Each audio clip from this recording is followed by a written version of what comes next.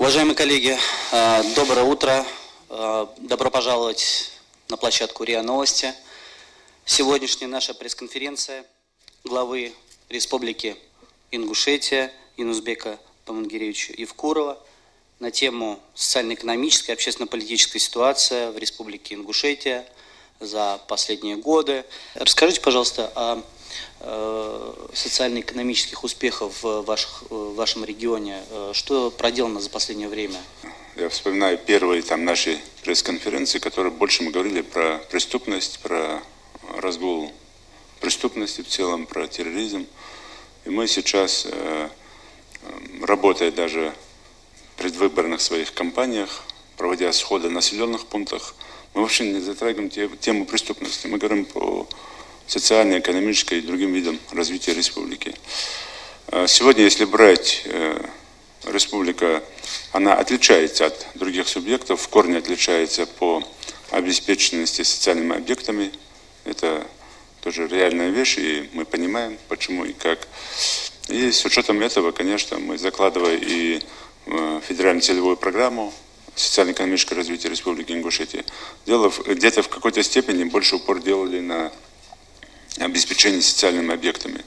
Да, понятно, что экономическую надо выставлять вперед, чтобы от этого зарабатывать и снижать датируемость, но отсутствие этих объектов не позволяло нам больше делать упор на экономические объекты.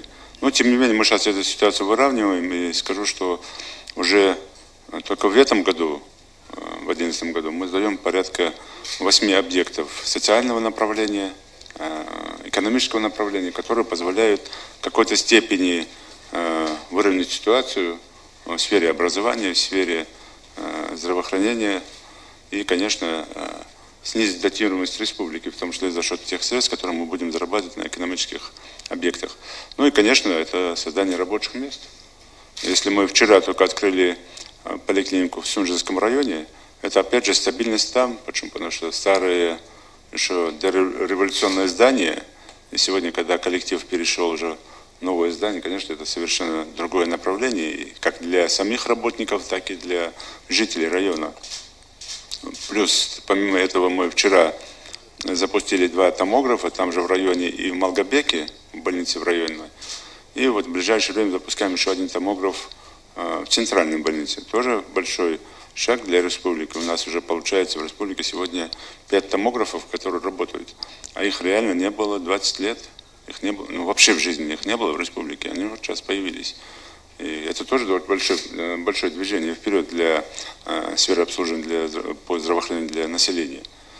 Ну и помимо всего этого, конечно, упор делается больше сейчас не только на государственные инвестиции, на частные инвестиции, что опять же показывает, что все-таки республика стала стабильна. Если мы только в прошлом году у нас было порядка 600 миллионов рублей инвестиций частных, то в этом году мы выходим за 2 миллиарда рублей частных инвестиций. Это большой плюс для республики. С какого-то там субъекта, может, там удивляется нашим таким мелким цифрам по сравнению с этими субъектами, где там 50, 100, там 200 миллиардов рублей.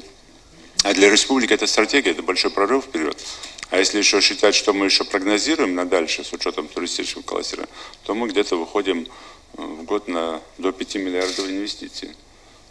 Ну и плюс в кои века уже в республике появляются иностранные инвесторы, и китайцы, и канадцы, и из Великобритании, и немцы. То есть появляются иностранные инвесторы, которые хотят работать. И поляки сейчас по линии агропромышленного комплекса там планируют тоже развивать свою деятельность. То есть в этом направлении, конечно, мы видим, что нам нужен больше потенциал в организаторской работе. Здесь мы некоторые коррективы проводим в управленческой деятельности, чтобы создать отдельные направления. Если у нас есть дирекция по федеральной целевой программе, то мы сейчас уже ввели должность вице-премьера именно по инвестиционной политике. Ну и выводим, отдельно сделали туристическое направление как комитет по туризму. Вот в этой сфере, конечно, нам надо доработать чуть-чуть в управленческой деятельности. И дальше, я думаю, что будет еще больше процесс в этих направлениях. А в целом, конечно, я скажу, что мы динамично, если так можно выразиться, развиваемся. И в какой-то степени мы идем по тому плану, который мы для себя спрогнозировали. Где-то на каких-то направлениях чуть-чуть остаем, но в большей степени мы идем ровно. Расскажите, пожалуйста, поподробнее о создании рабочих мест. Все-таки социальная сфера, она имеет приоритетное направление в республике. Нет, ну, социальная сфера она имеет, но опять же мы же понимаем прекрасно, что создание социальной сферы или реализация этого проекта, оно создает просто рабочие места, и государство должно постоянно туда датировать. Почему? Потому что заработка для того, чтобы содержать этих объектов, у нас, конечно, без экономически выгодных объектов не будет. Помимо этого, конечно, мы сейчас упор делаем на больше, с учетом и социальных объектов, больше сейчас упор делаем на частные инвестиции для развития, в том числе малого индивидуального предпринимательства. Мы вкладываем и туда деньги, в средства, и прогнозируем так, что все-таки хотим вытянуть, снизить процент безработицы за счет больше делая упор на развитие малого индивидуального предпринимательства. Почему? Потому что это все-таки основа, и мы хотим, у нас сегодня, если посчитать, каждый 40-й житель только занимается малым индивидуальным предпринимательством, а мы его хотим довести хотя бы до каждого 10-го. Тогда это будет уже существенно снижена безработица. Почему? Потому что предприниматель, он хочет не хочет, он все равно создает 2, 3, 4, а то и более рабочих мест. Это люди все-таки заняты будут. Помимо этого, конечно, то, что мы по программе, которую Федеральный центр финансирует, очень хорошо эта программа помогает, снижение напряженности на рынке труда. Здесь большую помощь и большое подспорье здесь играют такие работы, как частные виды работ. Это большое количество населения занято. Мы только в этом году более 2000 человек заняли этой деятельностью, в том числе и молодежи, и студентов. Создание сезонных студенческих или рабочих отрядов, для того, чтобы эти ребята тоже сезонные работы вели. Ну и, конечно, мы буквально на днях провели съезд крестьянских фермерских хозяйств, там переизбрали руководство.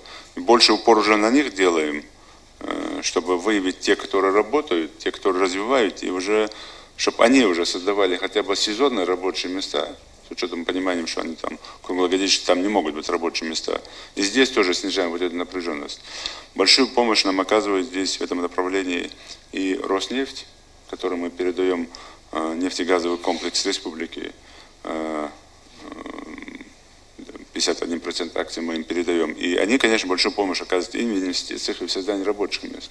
Ну и в хороших работах. Мы только буквально в этом году 5 новых заправок открываем. А со следующего года уже не строим новые заправки, а создаем, выкупаем старые и делаем их под Роснефть. Но это опять же создает где-то порядка 20 заправок, это опять же будет более 600 рабочих мест только на одних заправках. Это хорошая обеспеченная зарплата, более 15 тысяч рублей человеку. Ну и, конечно, качественное топливо. И уже мы, если мы до сих пор держим напряжение, это направление по ценам на топливо, они у нас сегодня в Российской Федерации самые низкие, то там, конечно, еще легче нам будет. Почему? Потому что этот процесс уже более легко контролирует уже через корпорацию. Ну и помимо всего этого, те объекты, которые мы строим по федеральной целевой программе, которые тоже, опять же, позволяют снизить безработицу. Мы хотим по сравнению с прошлым годом, в этом году все-таки выйти, уже сейчас подсчеты ведем, выйти на уровень порядка снижения безработицы на 10%. Надеюсь, что мы эту задачу выполним. Спасибо. Я бы еще хотел затронуть один вопрос. Возвращается ли население в Ингушетию? И что делается для молодежи в республике для наверное, устройства мирной жизни, да? Ну, я так понимаю, возвращается ли не только русскоязычное вообще население, да? Конечно, многие хотят вернуться, но условия нужно, необходимо создавать. У нас задача, вот 3 года назад, когда я вступил в должность, задача номер 1 была такая: не вернуть назад людей, а не допустить уже выхода их отсюда, то есть ухода людей дальше. И мы эту задачу выполнили. А сегодня в каком-то процессе возвращения у нас порядка 10 семей за это время вернулось. Это мизер, это вообще никак, но тем не менее это люди, и они вернулись, потому что понимают прекрасно, что уже можно возвращаться. Если у нас в 2009 году на Пасху приезжали православные там единицы, в 2010 году еще как-то, то в 2011 году у нас, я скажу, уже места не было часовнях, церквях уже людям. Почему? Потому что люди приезжали. Но они приехали, провели мероприятие, кладбище свои посмотрели, все это посмотрели и уехали. Но это уже плюс большой. Мы сегодня и с государством по этому поводу говорим, какие-то условия создать, чтобы люди возвращались. Да, я прекрасно понимаю, что то русскоязычное население, которое жило в республике, потом выехало и обустроилось там в Краснодарском крае, в Ставропольском крае, они не вернутся. Почему? Потому что, чтобы они вернулись, им надо создать условия, чтобы они зарабатывали на этом. То есть они должны в разы больше получать, да, чтобы они вернулись. Но опять же, если они будут в разы больше получать, а коренное население, они тоже коренные все, но опять же, часть населения будет меньше получать, эти будут больше получать, мы опять же создаем конфликтную ситуацию, что тоже неправильно. Поэтому мы здесь сейчас упор делаем и на них, в том числе, кто хочет вернуться. Ну и, конечно, бесспорно делаем сейчас упор на ту часть русскоязычного населения, которая живет в постсоветском пространстве. И в среднеазиатских республиках, и в Грузии, и в Прибалтике. У нас буквально сейчас работает группа в Киргизии, в Казахстане. Мы проводим там переговоры, и если хотят вернуться, мы уже через правительство, через ФМС России будем просить о том, чтобы если те люди, порядка там определенно там 20-30 семей уже согласились. Это для республики необходимо. Почему? Потому что мононациональная республика, она не имеет шансов развития, перспективы развития, конечно, в современном мире. Поэтому нам надо разбавляться, и нам надо вернуть ту часть населения русскоязычного, которая... Это не только русские, это любой национальности, которые жили в республике. Но та часть, которая сегодня находится в республике, я считаю, что она чувствует себя комфортно. И, по крайней мере, мы создали все условия для них, чтобы они по любой проблеме могли бы достучаться до власти. Пока я определенных проблем там не вижу. По молодежи. Конечно, больше упор мы сейчас делаем на духовно-нравственное воспитание молодежи, на то, чтобы они все-таки опирались на истоки своих предков, на традиции, на обычаи, чем больше опирались бы на религиозную составляющую. Почему? Потому что религия – это все-таки личное отношение человека, это не коллективное мероприятие, а личное отношение человека и личное общение с Богом человека. Да? И когда сегодня пытаются некоторые больше радикального направления связать это с коллективными мероприятиями, с массовыми мероприятиями, это, конечно, неправильно. Поэтому мы здесь все-таки упор больше делаем на молодежь, чтобы они больше опирались на традиционные наши вещи, которые совершенно не противоречат и шариатским направлениям, ну и, конечно, светским нашим законам российским. Это чисто быт, культура, уважение, старший, младший, женщина, мужчина. То есть вот эти вещи, которые, конечно, должны соблюдаться. Ну и, конечно, занять молодежь чем-то. Мы буквально сейчас подписали соглашение с Роснефтью, и я благодарен и руководству Роснефти, в лице Идиара Юрьевича Худайнатова, ну и, конечно, вице-премьеру Игорю Ивановичу Севчину, который рекомендовал это сделать. Вот сейчас будем строить молодежно-досковый центр в республике для молодежи. Не было никогда, я еще раз подчеркиваю, у нас большая проблема с социальными объектами, в том числе и молодежными объектами. Если смотреть, там у нас объектов культуры в республике всего лишь 16. 16, там, это считая сельских домов культуры там, или там, центрального. То есть такая проблема. И, конечно, здесь много вещей необходимо делать. Мы планируем сейчас построить для гонок автодром. Почему? Потому что тоже ребята там, хотим мы, не хотим, они по ночам собираются, нарушают законные порядки, как и везде это делают. Я там и требую там жестко с милицией там разбираться, но при этом сам чуть-чуть там даю поблажки в этом направлении. Почему? Потому что молодежи надо пар где-то выпускать. Ну и здесь надо нам помогать, и здесь мы, конечно, будем тоже работать. Ну, помимо этого, конечно, то, что я говорил, что больше упор, когда мы говорим малоиндивидуальное предпринимательство, молодым ребятам, которые умные, грамотные, сочинять какие-то проекты, и чтобы им реализовывать эти проекты и гранты им давать. Наша молодежь активно участвует и в Селигере, и в Машуке, и в нашем Таргиме, молодежном форуме, который в республике, и в других молодежных форумах. Я скажу, она не последняя, не в середине, а где-то на первых местах в своем большинстве находится.